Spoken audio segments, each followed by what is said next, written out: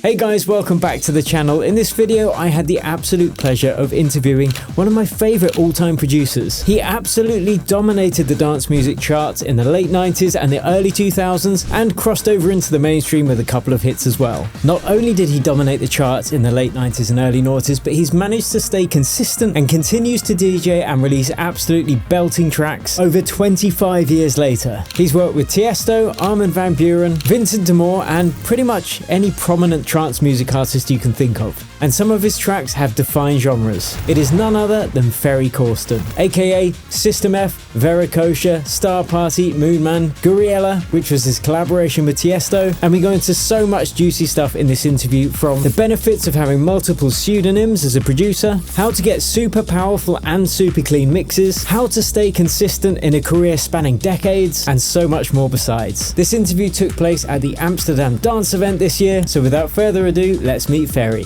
I'd just like to say welcome, Ferry, to both EDM Tips and ADE. Yeah, this is actually my kickoff, this one. So the first one? First one. Really? Yeah, that's so nice and fresh. Wow, that really surprised me, because you're from the Netherlands. Yeah. I mean, you know, got a few days lined up though, but I know some people already come in on Tuesday night and they do the whole thing already, but Wednesday is good enough for me. Well, thanks for making the time, we appreciate it. Absolutely. So for anyone who doesn't know of you, and I'm sure most people watching this video already do, you, for me at least, and others in the UK, are kind of like the godfather of modern trance, really. Right, okay. You know? And it was only through researching for this interview that I found out that you had more pseudonyms than I even knew at the time. I knew that you had System F, I knew you were part of Gouryella, but I found out you were also Moonman and part of Star Party. And the compilations that we used to listen to would be packed with all these different artists. I thought, wow, these are great artists, but they were all you. Yeah, it was interesting how that all happened, because I know that I was just making music. I was not DJing yet, you know, so I had all the time in the studio, and my production rate or the pace that I, you know, put out tracks or finished tracks was pretty high. So the way contracts worked back in the day was like, you know, you signed your track to a label and they would grab some sort of exclusivity on the name. Right? So you wouldn't be with the label. They invest a lot of time and effort and money into your project, and you score a hit, and the next track you release with the competition, to prevent that from happening, they would have that exclusivity. So with that production rate being so high, I had so many tracks that I wanted to just put out, but it was just too much for one label, right? So I just started chopping around with all these different labels under different names, so I could get my my stuff out, but also to see how certain labels would handle those tracks, you know, how they would put it in the market, and just have this sort of like outflow, if you will, of music. That's why all these pseudonyms were invented. Oh, okay. Yeah, and then at some point I was able to start my own imprint, Tsunami Records, with my partner Duco at the time, and almost like the same story, you know. Here I have a record label, but I have no artist. So what if I just like, I make so much music, what if I just put it all out, and everything is slightly different, so I put it out on a different name. So it looks like our label has a full roster. We didn't. So, you know, that basically was the main drive for... Makes perfect sense. For all that, And we're going to touch upon some of your old tracks, one in particular, which was a real favourite of mine. And then we're going to get into what you're doing now and everything in between, hopefully. I know we don't have that much time. Very good, let's see. But just to touch upon the fact that you've got a brand new album coming out soon. Connect. And when's that due? It's due for November 22nd. Excellent. So and obviously, you know, for the ones who've been following that process, I mean, the way we've done it this time around is very different than compared to like a normal traditional album. Okay. And I think that's also the way to move forward, and really in doing an album in dance music is like releasing as many singles as possible. And then at the end comes the bundling together with maybe 2-3 unreleased tracks, and there's the album. You know, instead of one single, second single, and the rest of the album, which is then all by next week. You know, nowadays on Spotify and all those DSPs. So we've decided to just flip the whole thing around and give that album lifespan. So but you know, the album drops November 22nd. Okay. Well, we'll link to that obviously below this video as well. And you've got a tour that you're currently part of. Yeah. What the F? What the F is a thing that's it's like ongoing. I came up with the idea of doing something like this just before COVID. Quite often I got a question from fans like, "Hey, when do you do the same thing as Marcus Schulz, like an open to close?" Yeah, but that's Marcus. You know, I don't want to be doing the same thing as Marcus. So that's his territory. Yeah. But I also had a lot of people asking me like, "Hey, I've seen you doing these producer sets over the years, and those were always so much fun." And then it clicked, like, well, okay, wait a minute. I've done so much music over the years. I could easily do an open to close with only my music. Yeah, that's how I put the two together. So, what the F, where doors open to doors closed. I just play my music from like, literally like opening type of deeper stuff. Yep. There's probably, I've seen it happen, you know, the people are amazed, like, this track, that's you too? Yeah. What the? And that's where the name What the F comes from. Yeah. Yeah, that's how that thing came about. So initially we had like a tour planned for 1 year. Mm-hmm. Then Corona came, so we all know what happened. And then started it up again in, I believe, 2022. Then I realized, like, look, it's an event where I play my music. I'm still making music. Yeah. You know, so new music will be added. Some older tracks will be taken out. The favorites will stay. You know, so it's one of those shows that that always sort of like it keeps evolving. Yeah. So and being updated. Makes sense. Yeah. So obviously doing that again next year with the addition of all the connect tracks. Of course. So, so like What the F/connect. Cool. Well, we'll link to that as well below the video. Awesome. But actually, I can relate to that, and I want to talk about some of your big trance classics. One in particular, as I mentioned, my wife and I listen to Wounded a lot in the car. Nice. And the first time it came on, because I love all sorts of dance music, man, I really do. And this lovely piano house track came on. I was like, oh, what's this? And then I see your name on it, and I'm like, really? What the? How this came about was I got a call from Armada, from Harry, and saying like, hey, I got this track, and it's a track by Morgan. Yeah, I think this could be a really cool sort of track for you guys to collab on, because it's actually Morgan's sound right now, but we both feel that, you know, bringing you into the mix, it just changes the whole thing. And I was like, oh yeah, but he just did a really cool sort of housey track, which I want to do. Yeah. So basically kept the big piano sound, but yeah, I guess there was a bit of a Morgan flavor, Ferry flavor, and then we have Karen Mellon, you know, doing amazing vocals. Yeah, so, absolutely. Yeah, it's a really, really good track. I really love it personally as well. Yeah. And then we had Christian Nairn doing a fantastic remix. Oh, I haven't more heard trancey. that. I'll have to listen to that. It's very, very good. So I went in to this whole story very brave, like, oh yeah, I'm gonna play piano house in my sets. I ended up playing Christian's remix because that fits better. Yeah. But it's still very housey in a way, but it has a bit more of a synthy, trancey element to it, right? Which fits better with the rest. Yeah. But yeah, no, that was a really cool sort of thing, because, you know, going back and forth between Morgan and myself, you know, like you could really see like these two processes at work, getting closer, you know, shaving off here, shaving off there, and then, okay, adding there, and just like, okay, now we got it. Yeah, well, it's a beautiful result. Yeah. Yeah, yeah. And something that I think all of your older music and your newer music as well, that links it all together, is you've always got these, like, I call them heart melters, like heart melting chord progressions or, or melodies, and they just always hit the spot, you know? Yeah. So, I mean, do you have a musical background before you got into production? Where does that come from? Actually, I never had a musical background. It's only when, after I made Out of the Blue, I felt like, maybe I should know what I'm doing, right? Yeah. So that was just like, just playing until you came up with something. Just really feeling it, and yeah. And then I kind of like did piano lessons for about 6 months. A friend of mine who was piano teacher, and basically he's actually the one who said, like, you know what, I'm gonna say something to you. I shoot myself in the foot, you know, giving you piano lessons now for about 6 months, and you know basic music theory and stuff. But I think I should leave it here.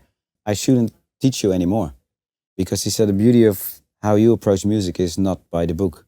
You know, you have a very wide horizon. You're very open-minded, and you do things I would never think of. Right. Because I do things by the book. Right? Yeah. This is what the book tells me, and this is my window of possibilities. But you don't have that window, so don't build a window for yourself. Yeah, yeah. So I kind of let you go right now. Don't want to ruin that part of you. Yeah. Which is cool if you think about it. So yeah, but that was it. And the Heart Melters. I mean, that's just because I'm a fan of sad music. Right. I hate to say it, or maybe a happy sad. Yeah, like that melancholic middle ground. Yeah, where there's a certain happiness, but always with a sad, more serious tone. Totally. To it. Yeah. And that's always what I'm looking for. So it doesn't get cheesy. No, you can get really close to cheesy, but because it has that sort of sadder tone. Yeah. It still stays serious in a way. Yeah, I get it. I get it. Not so clowny, Yeah, clowny. Brilliant. Yeah. But yeah, obviously you had Out of the Blue, which is shot you to prominence. Yeah, definitely in the UK, and definitely, I imagine. Yeah, that was the one. Yeah. But then a track came out, and again, it was on one of these trance compilations, and it was this new artist, Veracocha. Oh yeah. It was Carte Blanche. Yeah.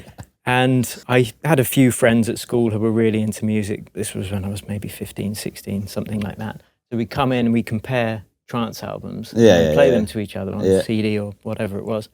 And Veracocha stuck out because I had another geeky friend of mine, and something he liked. He's like, in the break, well, you've got the reverse piano leading into the bedroom, which is great. Yeah. And then the kind of melancholic da-da-dum, and then the synth riff comes in, like classic Ferry synth riff. Yeah. But then the kick and the bass come in like really quickly before the build, and I remember us thinking, wow, that's so fresh. I love the way it just comes in like that. Yeah. I've always felt with those trance tracks that if I compare it to like a lot of the newer trance, where these breaks are endless, right? And they lose all sense of anything rhythmic. Right. So I always wanted to keep either the break shorter or longer, but something rhythmic is always going, either it's like a filtered arpeggiator or something, or something more like a drum loop or element, right? That's happening. It's really hard if a lot of people they lose track of the track. You know what I mean? Yeah, right? yeah. So if it's too washed out. So, I mean, and with Carte Blanche, it definitely has that, the big sort of in-your-face explosion of the riff, and right when the filter drops down, the kick. Yeah. So it's like whammy after whammy. Yeah, that's it. Yeah. That was something. In fact, that specific notion of not losing the rhythm of the track, I think I probably got that from listening to your music as well. Right. Okay. Because when I first started producing, I just, especially with trance, you've got these big epic synth chords and strings. Yeah. And then I realized, actually, it was probably my dad said, well, I don't know what the rhythm is now. You lose that. Yeah. So you want to either keep that real short, or go straight, or keep going with something that you can at least tap your foot to, right? I remember seeing another interview with you about that specific track. Okay. Because you collaborated with Vincent D'Amour. Yeah. And in this interview, you were saying how you were kind of jamming along, in your parents' house. Yeah. So perhaps you could give a little bit of how it came together and how that collaboration worked. Yeah, I can remember how I got to work with. How I met Vincent. I believe it was actually at one of those conventions about like electrical just musical instruments. Yeah. So, and it was obviously the synth section and stuff, and I think that's where we bumped into each other. I think it's also where I met Armin for the first time. Yeah. So I think that's how we got to we should do something together. I might be wrong, but that's something that's sort of like in the back of my head. Right. That's how that went. And he was also signed to a label called Combined Forces at the time, which was in The Hague. And back in those days, we were always hanging out in these record stores or at the record labels. This whole community was always really just going around. And The Hague is really not far from Rotterdam. So I was in The Hague quite often, or Zoetermeer, like all these little towns around that area where these record labels or record stores were. Then at some point, he came over to my house, or my parents' house. I was still living with my parents, and my bedroom was the attic. So, which was literally a studio with a bed in it. Yeah. And I do remember that we were actually looking for the hook, right? And we couldn't really find it. It was a bit of a struggle, and because being in a studio together is really cool, but sometimes you have these awkward moments when you can't really find it. So it's your turn. Okay, now it's your turn. It's like your turn. Okay, yeah. And then at some point I remember Vincent saying, like, "Can I smoke?" So on the other side of the attic there was a window. It's like, "Oh yeah, open the window, just smoke there." So I went there and I kept just like playing. And all of a sudden I hear, like, in full excitement, like, "Yes, that!" Just like rewind, you know, like, how do I rewind? I didn't even, I was just jamming. I don't know what I did. Yeah, you did something like that. Oh, hang on. I think I did something like this. So, and then we kind of recreated that, what I did before. Yeah. We recreated that into the, and then that sort of arpeggiated thing that goes up. Yeah. We had that. And as we were building the track, we felt like, okay, it misses something. And that those were later filled in, were those big sort of high notes. Yeah. And now we're missing like, because the melody did that already. It was leading towards that. So it was really a cool process of like, okay, with this initial idea, start working with that, and then feeling that you're missing something and add those in later. And like, here we go, this is it. Excellent. And when you were playing it, I assume you weren't playing it at that speed because it's all 16ths. No, my skills are definitely not like that. But this was like, really like, I did wrong note. Oh no, here. It was more like that. Yeah. Excellent. Yeah. So that leads me to, I mean, I've just been yabbering on with questions that come to my head, but I have got some here anyway. Okay, very good. So, okay, I've already asked that. I just want to say a big love to your kind of, I call it a gurgle bass. Oh, right, okay. And that's kind of present in a lot of those tracks from that era as well. Yeah. Gouryella, another classic, got that kind of gurgly bass. Yeah. So for my enjoyment, how did you make that, please? I think it's just one of the presets, to be honest. External synth? Yeah, it was in a Roland, I think 3080 XV or 1080. It's one of those basses where, you know, it's just velocity sensitive. So we need a filter. So if you press it lower, the harder you press it, the more the filter opens. Yeah. And that combined with a bit of resonance, you get this like almost like a whistly character to it. So it starts making this, the whistle starts making its own little melody within the you know, the opening and closing of the filter. Yeah. So I was always sort of playing around with that, and very often I would just like have certain, I call them like, let's say, big bass notes. So like a bigger bass sound doing notes. And I always feel like the empties are creating the groove. Right. You know? Yeah. So it's not, a lot of the trance nowadays is like, and that's what sounds very, you know, machine gunny. Yeah. But the dancing and the groove comes from when you start eliminating bass notes, and you get these, you know, you get that groove. Yeah, that's but I would still feel like, oh, there's these empty spots. I don't know, they never really set well with me. Right. So I would do the bass groove notes with a big bass, and then fill up the blanks with like a lesser prominent bass. But you know, and very often I use that gurgle bass, as you call it, to do that, because that there will still be presence, but it wouldn't affect the groove. Yeah. So, but it still fills it up. Yeah. I think that's good tips for anyone who is producing trance or something where you want that energy to keep going. Yeah. Just having those low velocity notes can keep something there. Yeah. But it's just you still have that drive, but the groove changes completely. Yeah. And that's really what, when I listen to trance, and not just my tracks, I mean, in general, the sound from those days is way more dancey than your straight up, you know, 16 bass notes trance that you hear today. Yeah. And but it still has that energy, that drive. Funny enough. Yeah. I'm sure a lot of people watching this video would agree with that sentiment. Yeah, for sure, man. Okay, cool. So, and I've got some questions from our students as well, but I remember watching an interview with you. I can't remember with whom it was, maybe Future Music magazine. Okay. It was a long time ago. Right. And you were just finishing up a new album, and I remember you saying to the interviewer near the end, I've got to get back to work now. And I remember thinking, man, you know, he's being interviewed by this big prominent publication, but his work is the most important thing. And I remember thinking, I've got to take that moving forwards. Right. So again, this is a question from one of our students, but in terms of mindset, you know, if you're going to build a career in music production. And I think you started doing it full time at about 27. Does that sound about right? Yeah, 25, 6, 7, yeah, Okay. somewhere around it. And is there any like particular characteristics you see in the most successful producers, yourself included, in terms of mindset? In general, what I see, it's total dedication. You need to be willing to let everything go and just eye on the prize. Yeah. And there's different ways of doing that. There could be eye on the prize because you want to be famous, or there's eye on the prize because it's your absolute passion. And that was with me. I mean, fame never, seriously, I don't care. I just want to make music, and it comes out and it makes people happy, and it makes me happy. It's all cool. Yeah. And whatever happens then next, and that's secondary. Yeah. It's not important, honestly. But yeah, total dedication, passion. I guess that falls on the dedication. But if, like, let's say you're required to do something at 4 o'clock in the morning, all of a sudden you need to wake up because you got to do it. Yeah.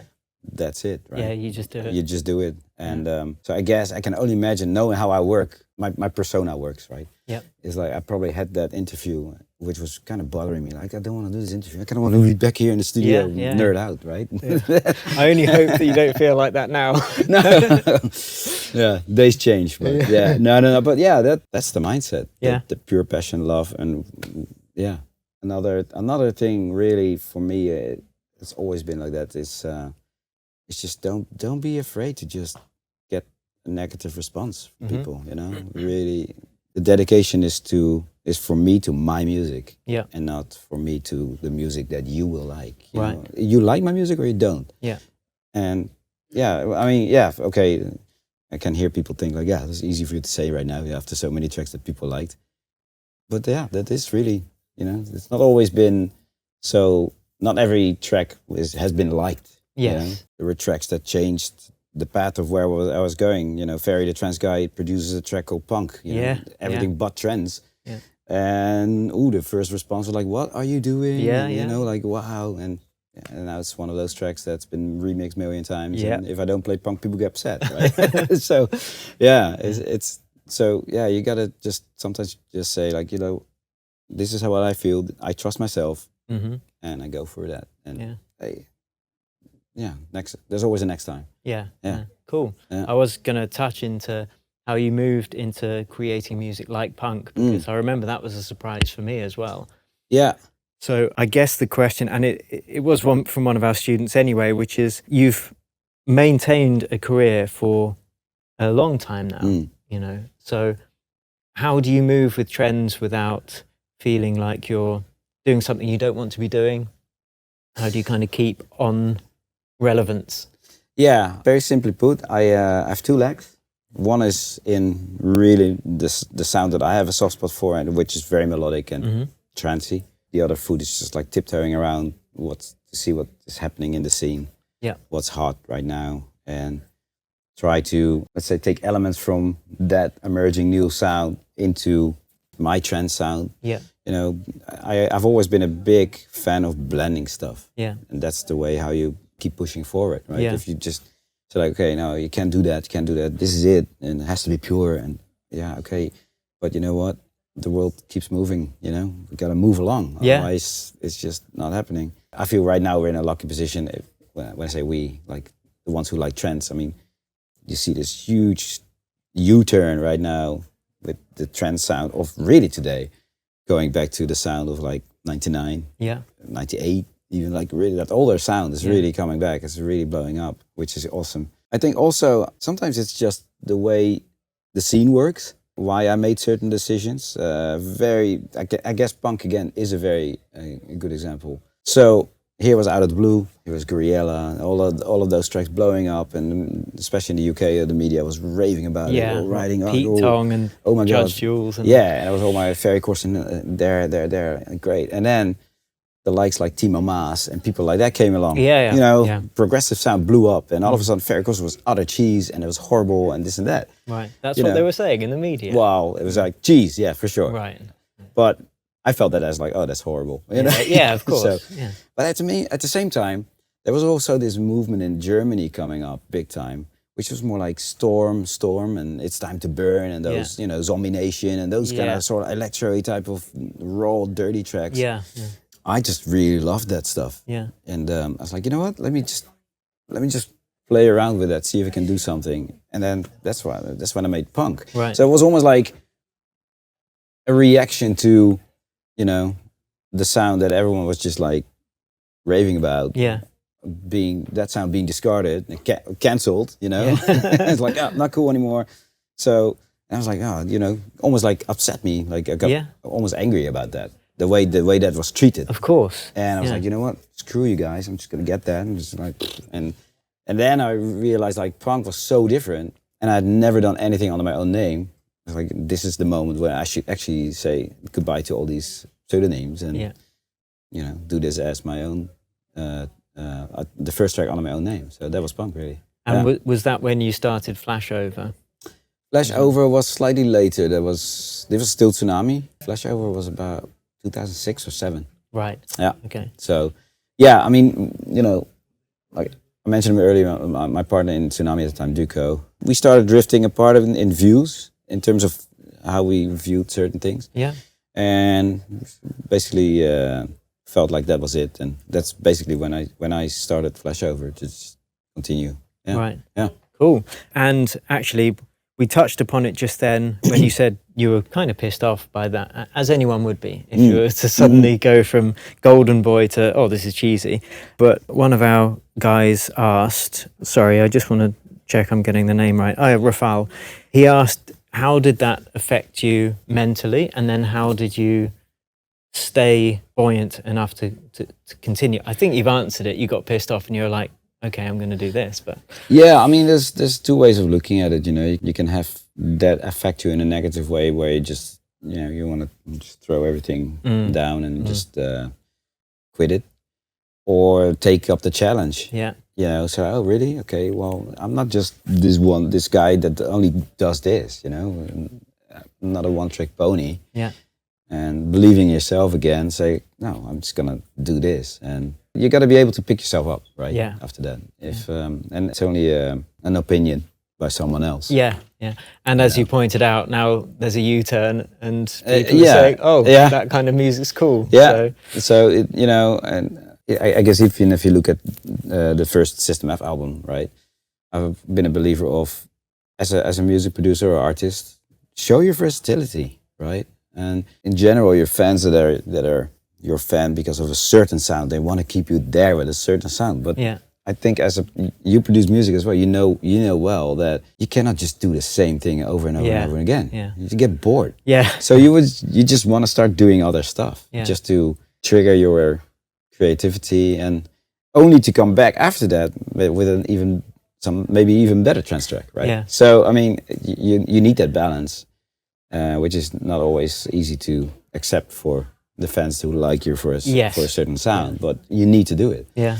So and by doing that, I guess you discover a different sides of yourself, and you learn from that process again as well. So that's probably different from everybody else, honestly. But I'm lucky enough to be able to say, like, you know what, I take up the challenge and I'm gonna prove everybody else the opposite. Yeah. Kind of almost competitive nature. Yeah. And you know, I know very well that out of the 100 comments, everybody says, like, you're amazing. The one comment that says you're shit sticks. You know? Oh, for sure. That sticks. Is one comment. Probably someone who wants to just be funny or trolling you or something. You know, but that's the one that. Oh yes. So you should not let that get to you. Yeah. You know? And again, if you feel that that's happening, just look inward and believe in yourself and say, like, no, this is me. Yeah. And not everybody likes me. You just gotta accept that too. Great advice, man. Thank you. Yeah. So just a couple more questions. I'm mindful of your time. We've got this program that we teach people music production, and a few of the students have asked questions. Cole asked, how do you typically layer your synths to create your wall of sound, and what are your favorite synths for layering? I'm assuming that you're using mostly in the box stuff now instead of hardware. Yeah. I do have my hardware still. Oh, okay, cool. Yeah, I still have my JP8000, my big friend. Nice. It's always been That's where that big saw synth sounds back from, in the day. Yeah. Right now it could go from silent, diva, maybe some Nexus stuff sometimes. the wall of sound comes only from the one synth layer. Right. And that one synth layer does the heavy lifting, give that all the space. Yeah. And you know, a lot of it is also the reverb and the big sort of ping pong delay that fills up that whole thing. Yeah. The only layering that I do is like, let's say you get a standard trance synth, right? Yeah.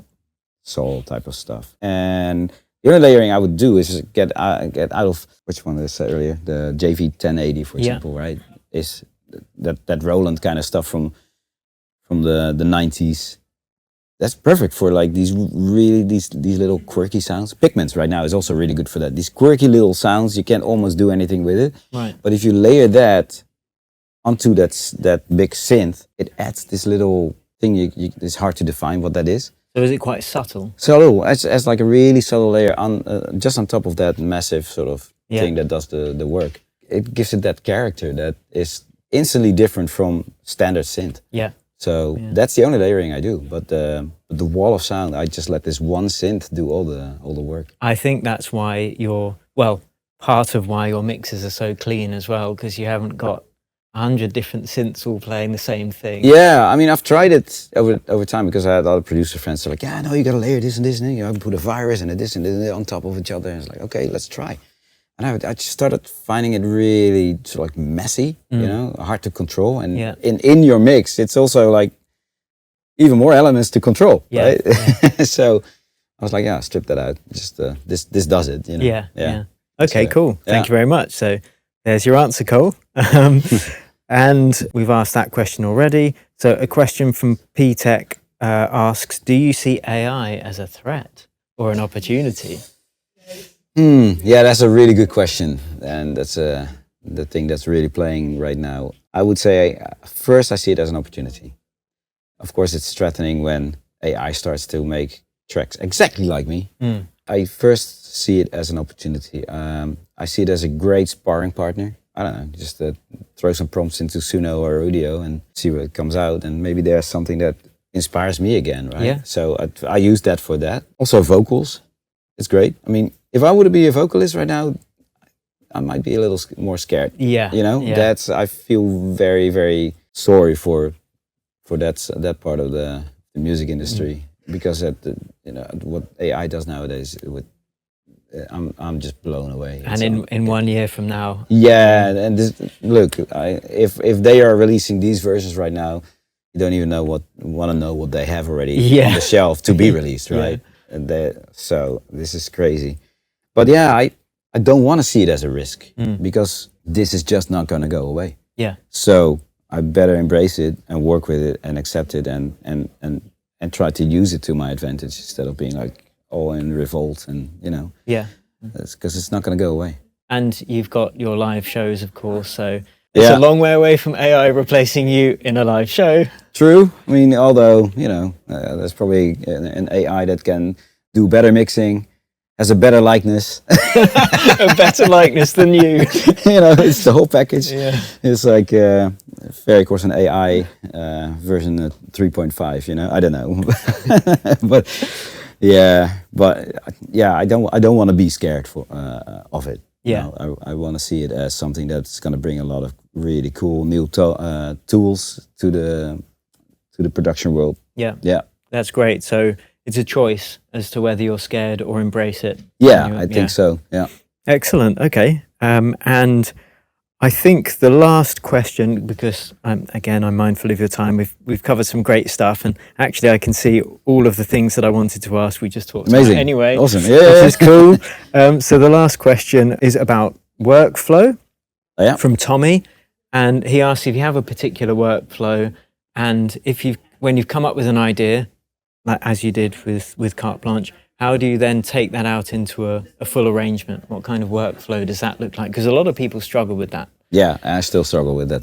Because once you're in that loop mode and you're just jamming, and at some point you got to say like, okay, this is it. I got enough. And then the arranging part comes. And you know that you're about to embark on a massive puzzle adventure, you know? Yeah. And that's always what it is. I mean, it's very easy to solve that. You take a track that you like and see how that arrangement is built and you follow along. That's an easy trick, right? But still, it's still a lot of work. The most important thing is to know when you have all the ingredients, Right. And I always approach it in a way, starting with the melody, the hook.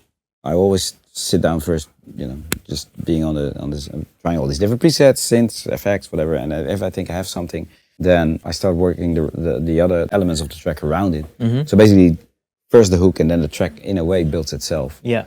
So yeah, the arrangement is always like, okay, the track needs to tell that story. I think it's slightly different for different genres, right? Yeah. But let's say trance, it really is a sonic journey, the track. But also at the same time, I approach it from like, how would I play this track as a DJ? So very often I get tracks that start with pads or, impossible stuff to mix into. Like, okay, if you expect DJs to play this, that's not going to work because people are going to skip it, no matter how good that track is. So always like try to make it dummy proof. But starting with beats, empty beats, no tonal stuff. So it's easy to mix in, very clean. Yeah. And also the same for the outro. And then I kind of build up the tonal stuff and then the rest of the beats around it. So you get it sounding good as a little loop. Yeah. And then in my mind already I have like these different sections. This is like section 1 is looping, and then I'm on Cubase, so I skip the markers to the next section, and then I go back here, and then I'm trying to already build this picture in my head, like, okay, and then we're going to the breakdown, and it's going to start like this, right? Playing with a filter, and then drop here. Okay, here we go. This is how that track should sound, and then I'm going to start, I basically copy everything, and I start just muting bits and pieces. So I get sort of like the skeleton of the track, and then I start filling it in with all the little whooshes, effects and stuff too. And automating, I guess, all that stuff. Yeah. That's first like very raw. Yeah. But I noticed also, and that was one thing I struggled with, coming from just hardware. Yeah. Into where we are now, where possibilities are literally endless. Yeah. Where do you say enough is enough, Yeah. right? And where do you get to the point where it's starting to be overproduced? So I've noticed also, like, okay, back in the day, I would be in the moment, and this track would really be done within hours, basically, just me goofing around. Yeah. And it wouldn't take me a week and a half or 2 weeks to finalize everything. And I made that mistake. I've been there, and it's like, and then I'm listening back to these tracks, and they're very sterile. And at some point, I told myself, look, back in the day, just did it like that. Be in the zone, be in the moment, make the track, and super raw, but at least, okay, here it is. And then, polish it up. Yeah. But never too far. And that's a really hard thing to gauge, though, right? It is hard. Yeah. Fell into the trap of when you're in your moment, and this all of a sudden this tiny little thing that no one else hears but you catches your attention, and you spend like hours trying to fix that. And my wife would come in. It's like, what are you doing? I've been hearing you doing this already for like hours. Yeah, and I tell her like, yeah, but this is what it sounded like, and this is what it sounds now. And it's better, right? And she's like, I don't hear it. I'm like, why have I spent so much time EQing fixing something that nobody hears? Right? Yeah. So EQing a hi-hat. So there's always a learning process. I look at your videos sometimes, and you're talking about, like, for example, compressing a snare drum. And I know how to compress a snare drum, but I still love watching. You do it because you do it differently, and I'm like, oh, that's cool. I learn a lot.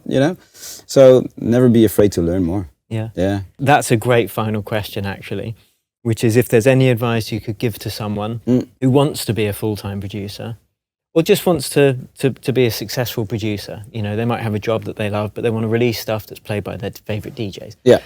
Is there any advice that you would give to someone in that situation? Well, there's many ways now to at least put your music out, SoundCloud and things like that. To even if you think like, oh, it's good enough, but it's really not that good enough. Yeah. Put it out and see what the comments are. Take lessons from what people say. I think that the one cheeky one is to quickly get to a decent level is actually what I said earlier. Just grab the track that really inspires you, that you're a big fan of. Put it in your DAW and just follow along and recreate the track. Try to make it exactly like that. Yeah. Strip the original out and change every melody and bass line and whatever in there. But you have at least the skeleton, of that track. Yeah. Then you start making it your own. Yeah. That's probably the easiest. I love that. That's exactly what we teach as well. Right. Okay. Yeah. Awesome. All right. Well, I was going to say, tie it into a pun of you was saying, "Don't be afraid," which Don't is be the afraid. name of your Moon Man track. Yeah. Yeah. Thank you so much for your time, Ferry. Amazing. Really Well, appreciate it. Pleasure to be on. Amazing. Yeah. And of course, we're going to link to Connect and to What the F below. If Amazing. Connect isn't out yet, of course, it's going to be in the pre-save bit. So yeah. Thanks again, man. Amazing, man. Thanks so much. So there you have it, guys and girls. I hope you'll join me in thanking Ferry for taking the time to make this interview in the comments below. I really hope you enjoyed this video as much as I did. Geeking out with Ferry Corsten over envelope settings, I mean...